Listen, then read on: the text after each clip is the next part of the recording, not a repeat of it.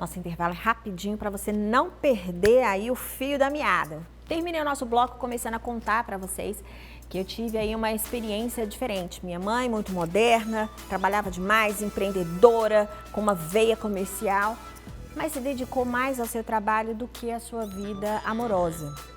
E quando ela resolveu se casar, ela, para aquela época, tinha um estigma, ela já era velha. E para a maternidade, mais ainda, porque a minha mãe foi me ter com 40 anos. Isso há quase 50 anos atrás, minha gente, faz muita diferença. Hoje, nós mulheres optamos por ter talvez os nossos filhos mais tarde porque cuidamos ali da nossa profissão. Mas a maioria das mulheres de 50, 60 anos atrás era uma história diferente. O contexto da vida da mulher mudou na sociedade. Nós não votávamos, nós já votamos. Antes a gente não podia fazer uma série de outras coisas e até mesmo decidir com quem a gente queria casar era permitido para a gente. Então todas essas mudanças ainda estão muito arraigadas, porque nós somos criadas por essas mulheres que viveram toda essa repressão.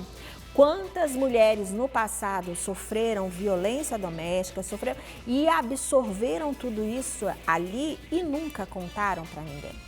Eu demorei 9 anos para conseguir sair de um quadro de violência. Não porque eu era fraca, não porque eu era burra, como eu escutava, mas porque eu aprendi que o que acontece na minha casa é problema meu. Então, eu usava uma blusa de manga comprida, eu escondia da minha família, até o momento em que os meus filhos começaram a entender. A gente também precisa olhar esses 3 pontos em relação à violência com a mulher.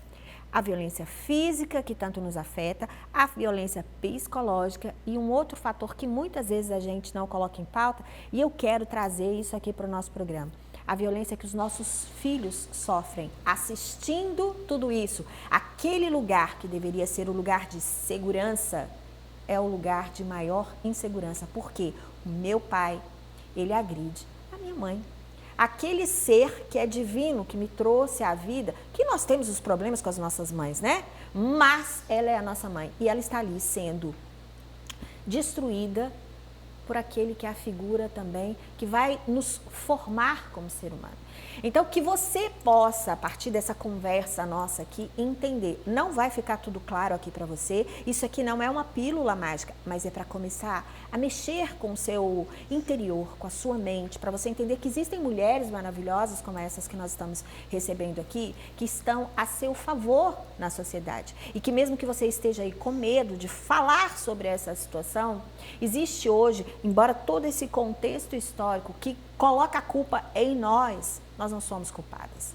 Na verdade, nós temos responsabilidades porque também, de um outro lado, nós criamos esses homens que se tornam agressores lá na frente. Então, nós temos um papel importante: gerar vida, educar, fazer esse homem entender qual é o papel dele na sociedade e andar lado a lado com a mulher, respeitando cada um o seu espaço, assim como Georgia disse. Existe um lugar para mim, existe um lugar para o homem. E nós precisamos andar em harmonia. Não é isso, meninas? Isso. Ou eu estou falando besteira? Está positivo. É isso aí. Quando a menina chega lá na sua delegacia, eu sei que você deve ter histórias incríveis aí, arrasadoras. Mas o que ela encontra ali, efetivamente? Quando uma mulher vai na delegacia, ela busca acolhimento. Ela busca solucionar um problema que está existindo dentro da casa dela. E muitas vezes eu percebo, como um policial, que as mulheres elas não querem destruir a família, elas querem consertar essa família. Ela pede para que a gente converse, ela pede para que a gente oriente, mas ela está vivenciando um crime, ela está vivenciando violência. Por mais que ela esteja passando por isso, mas a maioria das mulheres, elas querem preservar suas famílias a todo custo. Então, é muito importante que quando a mulher chega lá, ela tenha esse acolhimento. Então, se a mulher precisa de um abrigamento, se ela está em iminente perigo, ela pode ser abrigada pelo Estado. Se ela foi agredida fisicamente, ela é encaminhada para o ML. Se ela está agredida psicologicamente, existe um centro de referência chamado Clarice Lispector, que atende essas mulheres em situações de vulnerabilidade psicológica, jurídica e social. Então, existe uma rede de proteção, as ferramentas. E muitas mulheres, às vezes, não procuram achando que não vai ter esse acolhimento. Então, a gente precisa tirar essa venda dos olhos das mulheres, que sim, ela tem uma delegacia, ela tem um juizado da mulher, ela tem um acolhimento das assistências sociais, o abrigamento. Então, ela não precisa hoje, nenhuma mulher hoje mais precisa viver numa violência. Porque existem caminhos, né? Existem os caminhos. A falta de apoio familiar também é muito agravante. Então, quando essa mulher é acolhida pela família, ela se sente mais fortalecida para sair desse relacionamento, né?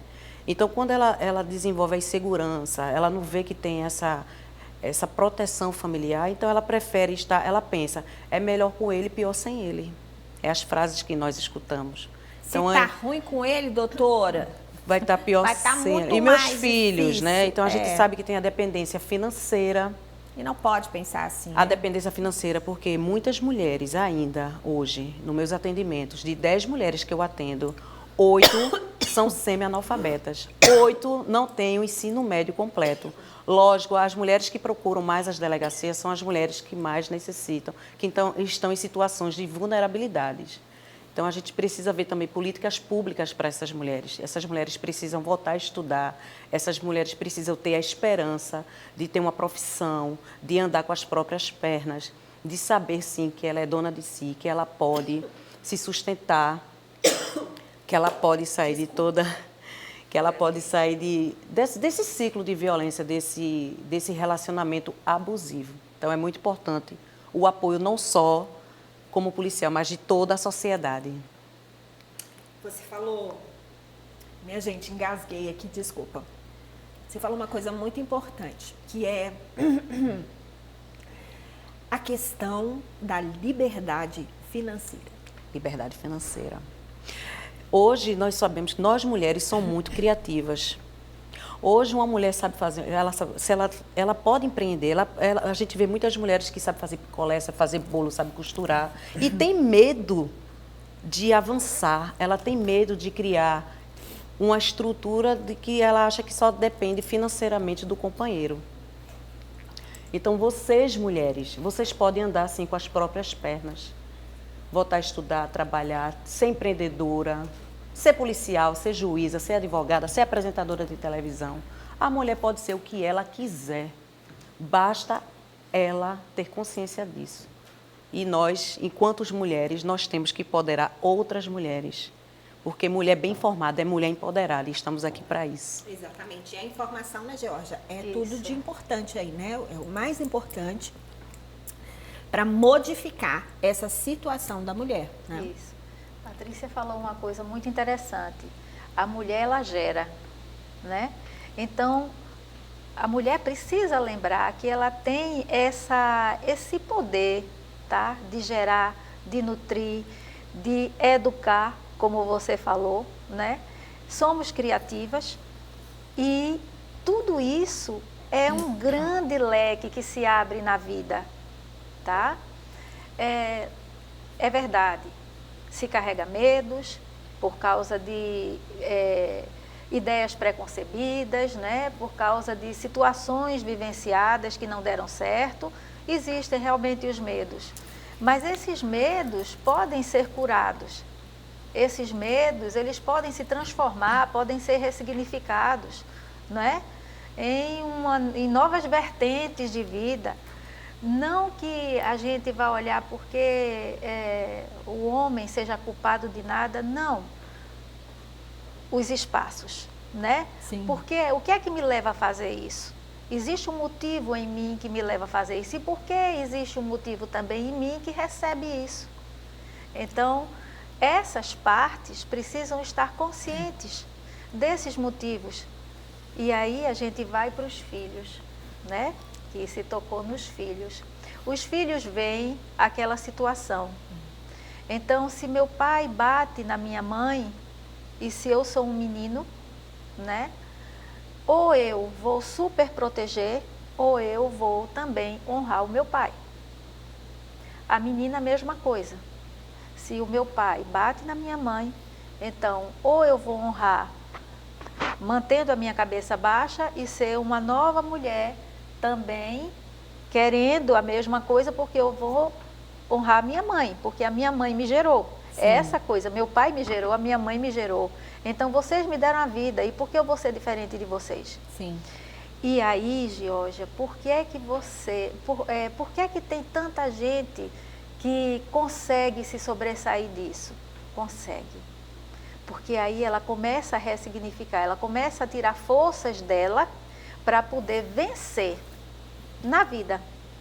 Então, se eu quero sair daquele espaço, se eu quero sair daquela situação, eu vou buscar profissionalmente aquilo para mim. Então, eu foco naquilo para mim.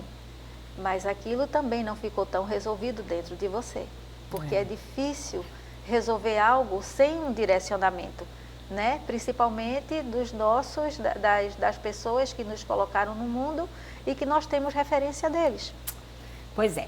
Esse assunto, minha gente, dá pano pra manga. Você viu que dá tanto pano pra manga que eu até engasguei aqui, ó, falando, tossi aqui, atrapalhei você aí, mas é porque aqui a gente é de verdade. A gente engasga, a gente chora, a gente sente, né? A gente até apanha, né? Infelizmente. Mas a gente tá aqui pra fazer da sua vida aí uma nova oportunidade. Meninas, eu quero agradecer demais a presença de vocês aqui. Tenho certeza que foi enriquecedor para as nossas meninas de casa. A casa está aberta para vocês. Muito obrigada. Muito grata. Para vocês voltarem e a gente continuar falando sobre esse assunto, trazendo aí as novidades. Muito grata. Olha, beijo aí no seu coração, mas como eu sempre falo, não adianta ter projeto se não tem atitude. Então, entenda que seu melhor projeto e maior projeto é você. Vamos lá? Beijo no seu coração e até amanhã.